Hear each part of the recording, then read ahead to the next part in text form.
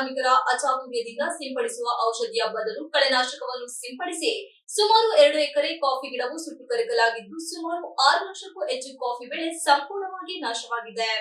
ತಾಲೂಕಿನ ಎಸಳೂರು ಹೋಬಳಿ ಎಡಿಕೆರೆ ಗ್ರಾಮದ coffee ಬೆಳೆಗಾರರಾದ YK ಸುಬ್ಬೇಗೌಡರ 2 ಎಕರೆ ತೋಟದಲ್ಲಿ ರೋಬಸ್ಟಾ ಕಾಫಿ ಬೆಳೆಗೆ ಮಳೆಗಾಲದಲ್ಲಿ ಉತ್ತಮ ಫಸಲು ಕಾಪಾಡಿಕೊಳ್ಳುವ ನಿಟ್ಟಿನಲ್ಲಿ ಕಾಮ್ಟಪ್ ಔಷಧಿಯನ್ನು ಸಿಂಪಡಿಸುವ ಯೋಜನೆಯಲ್ಲಿದ್ದರು. ಜೋರು ಮಳೆ ಇದ್ದ ಕಾರಣ ಔಷಧಿಯ ಜೊತೆಗೆ ಅಂಟು ದ್ರಾವಣ ಮಿಶ್ರಣ ಮಾಡಿ ಸಿಂಪಡಿಸುವ ಮುಂದಾದ ವೈಕೆ ಸುಬ್ಬೇಗೌಡರು ಹೊರಗಿನಿಂದ ಬಂದ ಕೂಲಿ ಕಾರ್ಮಿಕರಿಗೆ ಗುತ್ತಿಗೆಯನ್ನು ನೀಡಲಾಗಿತ್ತು.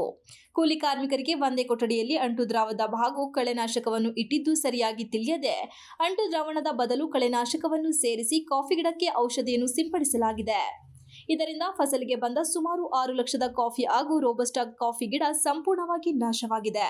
ಇಂದು ನಾಶವಾದ ಕಾಫಿ ತೋಟಕ್ಕೆ ಒಳಲಳ್ಳಿ ಗ್ರಾಮ ಪಂಚಾಯಿತಿ ಬೆಳೆಗಾರರ ಸಂಘದವರು ಭೇಟಿ ನೀಡಿ ಪರಿಶೀಲನೆ ನಡೆಸಿ ಮಾಲೀಕರಾದ ವೈಕೆ ಸುಬ್ಬೇಗೌಡ ಅವರಿಗೆ ಸಮಾಧಾನ ಹೇಳುವುದರೊಂದಿಗೆ ಕಾಫಿ ಮಂಡಳಿಯ ಅಧಿಕಾರಿ ಜೊತೆ ಮಾತನಾಡಿ ಮುಂದಿನ ಕ್ರಮಕ್ಕೆ ವಿಜ್ಞಾನಿಗಳಿಂದ ಕೈಗೊಳ್ಳಬೇಕಾದ ಸೂಕ್ತ ಕ್ರಮವನ್ನು ಕೇಳಿ ಅದನ್ನು ಮಾಲೀಕರಿಗೆ ತಿಳಿಸುವುದರೊಂದಿಗೆ ಔಷಧಿಯ ವೆಚ್ಚವನ್ನು ಒಳಲಳ್ಳಿ ಬೆಳೆಗಾರರ ಸಂಘದವರು ಭರಿಸುವುದಾಗಿ ಎಚ್ಡಿಪಿಎ ಮಾಜಿ ಸಂಘಟನಾ ಕಾರ್ಯದರ್ಶಿ ಕೆಪಿ ಕೃಷ್ಣೇಗೌಡ ಹಾಗೂ ಒಳಲಳ್ಳಿ ಗ್ರಾಮ ಪಂಚಾಯಿತಿ ಬೆಳೆಗಾರರ ಸಂಘದ ಖಜಾಂಚಿ ರದನಹಳ್ಳಿ ಹೂವಣ್ಣಗೌಡ ಭರವಸೆ ನೀಡಿ ಸಾಂತ್ವನ ಹೇಳಿದರು.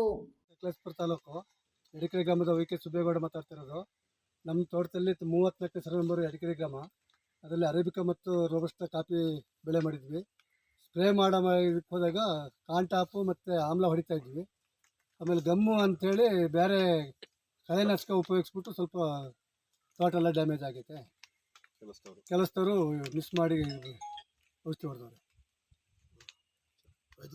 ಈ ಸಂದರ್ಭದಲ್ಲಿ ಒಳಲಳ್ಳಿ ಗ್ರಾಮ ಪಂಚಾಯಿತಿ ಬೆಳೆಗಾರರ ಸಂಘದ ಅಧ್ಯಕ್ಷರಾದ ಎಂಕೆ ದರ್ಶನ್, ಗೌರವ ಅಧ್ಯಕ್ಷರಾದ ವಿಬಿ ರಮೇಶ್, ಕಾರ್ಯದರ್ಶಿ ಅರುಣ್ ಗೌಡ, ನಿರ್ದೇಶಕರಾದ ವಸಂತ್ ಬೋಮನಕೆರೆ ಹಾಗೂ ಚೀರಿ ಕಿರಣ್, ಆದರ್ಶ್ ಉಪಸ್ಥಿತರಿದ್ದರು. MB Umesh, TV 46 news Kannada, Sakleshpur.